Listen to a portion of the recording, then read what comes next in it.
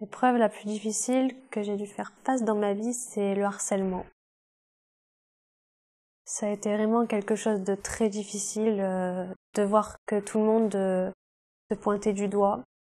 À vivre avec quelque chose que je n'avais pas toujours eu, par exemple mon poids.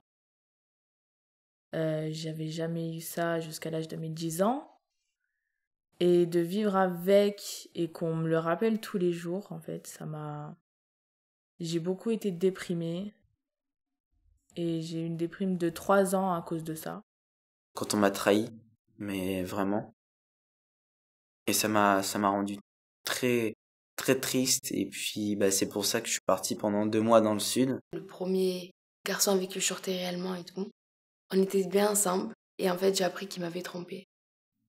C'était la séparation de mes parents. Parce que ça a bouleversé un peu toutes nos vies. C'était difficile, le divorce de mes parents. Quand on est jeune, forcément, on pense que la vie est rose. On comprend pas toujours tout ce qui se passe. Et le divorce de mes parents était tellement vite pour moi que je m'y attendais pas. Et du coup, j'ai eu pas mal de complications. L'incendie de ma maison quand j'avais 12 ans dans les environs. Et par la suite, 2 mois après, il y a mes parents qui ont divorcé, donc c'était vraiment assez difficile pendant quelques mois. C'est l'éloignement de mon père qui nous a quittés pour venir en France, pour chercher une vie meilleure. L'absence de mon père, en tant que garçon, ma mère elle m'a élevé toute seule. Et ce qui a été dur, c'est quand j'ai grandi, en fait, parce que l'absence d'un père, c'est important quand on est un garçon. On essaie d'avoir un modèle, de chercher ses repères. C'est quand j'étais petite, c'est que je travaillais pendant des heures, que je savais pas pourquoi j'avais pas des bonnes notes, mais après j'ai découvert pourquoi j'avais du mal à lire, pourquoi j'avais du mal à écrire, parce que j'étais dyslexique.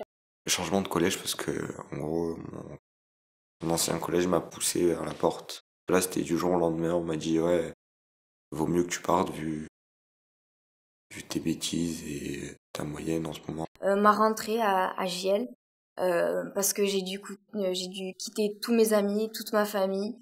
Comme ça, au bout d'une semaine, j'ai dû faire mes adieux à toute ma vie dans le sud.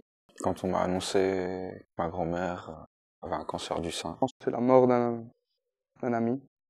Dans un accident de voiture, je l'ai perdu. Il y a un de mes amis qui est mort en accident de moto.